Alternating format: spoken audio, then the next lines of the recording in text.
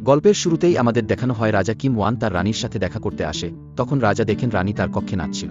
আমরা তখন জানতে পারি রানীর নাম এলিছা। তখন রানী পিছন থেকে এসে রাজাকে জড়িয়ে ধরে বলে, অবশেষে এতদিন পর আমাকে দেখতে আসলেন।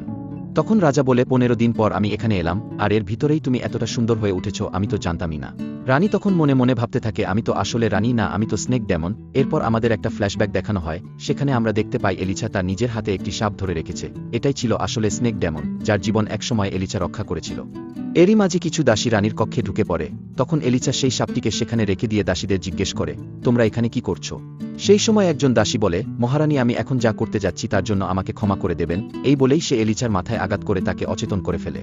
এরপর দেখা যায় এলিছা যেসব পোষা প্রাণী এতদিন ধরে পুষে রেখেছিল সেগুলোকে এক এক করে মেরে ফেলছে। এইসব দেখে এলিছা কাঁদতে কাঁদতে বলে, দয়া করে এটা করো না, আমি অনেকদিন ধরে ওদের লালন পালন করেছি। ঠিক তখনই সেখানে ঈশানী আসে। ঈশানীর পরিচয় আমরা কিছুক্ষণ পরেই পাবো। সে এসেই বলে, এলিছা